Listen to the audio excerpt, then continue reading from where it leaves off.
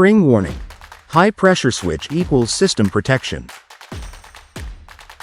Your AC's high pressure switch is designed to shut it down if refrigerant pressure is too high. As Houston warms up, your system runs longer and can hit high pressures. Why the high pressure switch matters: protects the compressor, prevents costly damage, alerts to airflow problems. Common causes of high pressure trips: dirty coil, fan issues, overcharged system, restricted airflow. Signs you may have a high pressure problem: AC shuts off, weak cooling, fault code. Contact Uptown Heating and Air Conditioning for a spring checkup.